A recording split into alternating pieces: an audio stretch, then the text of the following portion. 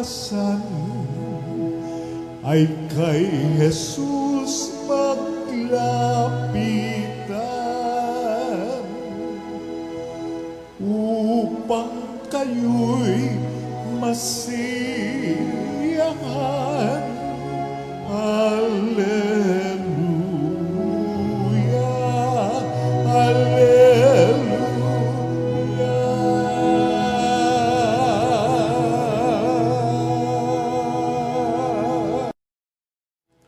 Sumainyo ang Panginoon. At sumaiyo rin. Ang mabuting balita ng Panginoon ayon kay San Lucas. Papuri sa iyo, Panginoon. Noong panahong iyon, inanyayahan si Jesus ng isa sa mga Pariseyo upang makasalo niya. Pumaroon siya sa bahay nito at dumulog sa hapag. Sa bayan namang yaon ay may isang babae na kilalang makasalanan. Nabalitaan niyang kumakain si Jesus sa bahay ng Pariseyo, kaya't nagdala siya ng pabangong nasa sasidlang alabastro. At lumapit siya sa likuran ni Jesus sa gawing paanan. Siya'y nanangis at nabasa ng kanyang luha ang mga paa ni Jesus. Pinunasan niya ang mga ito ng kanyang buhok, hinagkan at pinahiran ng pabango. Nang makita ito ng Pariseyong nag-anyaya kay Jesus, nasabi nito sa sarili, kung talagang propeta ang taong ito, alam niya kung sino at kung anong uri ng babae ang humihipo sa kanya, isang makasalanan. Bilang tugon sa iniisip ni Simon, sinabi ni Jesus, Simon, may sasabihin ako sa iyo. Sumagot siya, ano po iyon, Guro?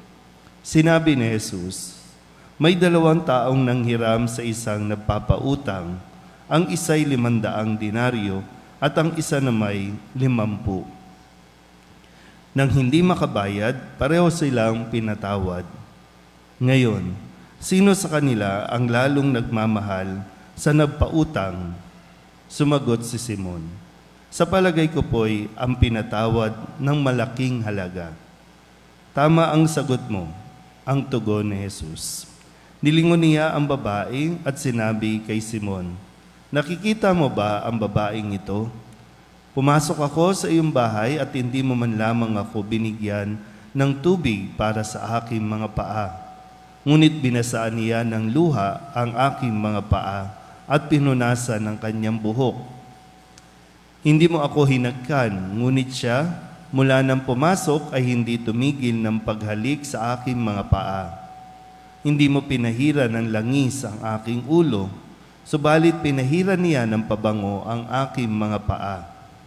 Kaya sinasabi ko sa iyo, ang malaking pagmamahal na ipinamalas niya ang nagpapatunay na ipinatawad na ang marami niyang kasalanan. Ngunit ang pinatawad ng kaunti ay kaunti lang ang pagmamahal na ipinamamalas. Saka sinabi sa babae, ipinatawad na ang iyong mga kasalanan, at ang kanyang mga kasalo sa pagkain ay nagsimulang magtanong sa sarili, sino ba itong pati pagpapatawad ng kasalanan ay pinangangahasan? Ngunit sinabi ni Jesus sa babae, iniligtas ka ng iyong pananalig. Yumaon ka na't ipanatag mo ang iyong kalooban. Ang mabuting balita ng Panginoon. Pinupuri ka namin, Panginoong Jesucristo. Isang magandang umaga po sa inyong lahat. Ngayon po ay Huwebes ng ika-24 na linggo sa karaniwang panahon. Sa atin po na mga naririto, physically present, at yung iba po naman ay araw-araw talagang nasa online participation. Kamusta po ang ating pagtingin sa ating mga sarili sa pang-araw-araw natin pagdalo sa misa? Ano ba yung feeling natin? Andun pa ba yung karanasan natin na kaya tayo naririto ay dahil tayo po ay nangangailangan ng habag o awa ng Panginoon. At hindi ito obligasyon lang, hindi ito, kasi matanda na po ako kaya nandito po ako. Gusto ko na lang pong ilaan yung oras ko sa Panginoon, kaya ako naririto. Ano ba yung attitude natin? Kasi tayo po ay naanyayahan sa araw na ito na muling suriin at tingnan ang ating mga sarili. Si San Pablo sa kanyang sulat sa mga taga-Korinto, kanyang inalala kung sino siya dati, kung paano niyang nakilala ang Diyos. Hindi sa sarili niyang kusa o sa sarili niyang galing, kundi dahil na magpakilala sa kanya mismo si Jesus. Yung dating buhay na nanguusig, mamamatay tao, ngayon ay tagapagpahayag na ng mabuting balita. At ang pinakamabuting balita ay kung paano siyang tinulungan ng Diyos. Sa Ebanghelyo, mayroong isang nag-imbita, nagpapasok sa bahay ni San Pariseo kay Jesus. Pero hindi ko alam, baka anong feeling ng isang may bahay kapag may bisita kang darating na kinikilala sa lipunan. Baka nandoon yung pagyayabang ba? Yung masabi ng mga tao na, wow, ang galing mo naman, birin mo, bumisita sa iyo sa Jesus. Ang galing mo naman. Di ba, yung parang, kaya tuloy, nakalimutan gawin nitong Pariseyong ito kung ano yung customary na dapat ginagawa sa isang bisita. Naalala niyo po ba yung ginawa ni Jesus sa paghuhugas ng mga paa ng kanyang mga alagad?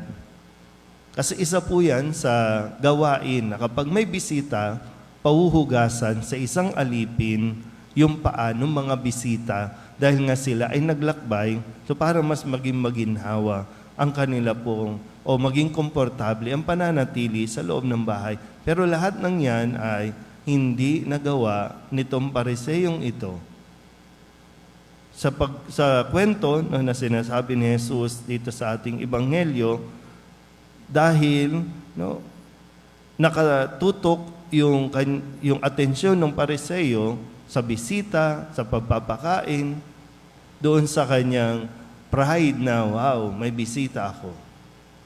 At hindi niya nakita yung pangangailangan na makita rin yung kanyang sarili na isang makasalanan. Pero dinalaw ni Jesus at pumasok sa bahay. Kaya yung pakiramdam natin na kapag hindi naman ako makasalanan, yun yung mas mahirap. Pag hindi na natin nakikita ang ating sarili na tayo ay may kasalanan o tayo ay makasalanan, wala, aatin lang tayo ng misa talaga, pang-attendance. Aatin lang tayo ng misa kasi nasanay lang tayong gumising ng umaga. So, sana po, hindi mawala sa atin yung ganitong pakiramdam na hindi tayo karapat-dapat, pero sa bawat gising natin ay merong biyaya na ibinibigay ang Diyos na makalapit pa tayo sa Kanya. Marami sa paligid yan, dumadaan lang sa harap, hindi ko alam kung ano ang kanilang damdamin. Pero yung tayo na nasa loob, nandito sa misa, ano ang ating pag-uugali sa harapan ng Diyos? Nandito ba tayo para, Lord nandito ako nagsimba ako so may utang na loob ka sa akin. Na dapat pakinggan mo ako, sagutin mo yung kahilingan ko. Nandito tayo dahil sa awa ng Diyos. Yung pagpapakumbaba na salamat kasi meron pa tayong pagkakataon na makadalo sa misa, makapakinig sa salita ng Diyos. Kahit tayo ay makasalanan. At itong ating pagiging makasalanan ang mas naglalapit sa atin sa Diyos. Amen?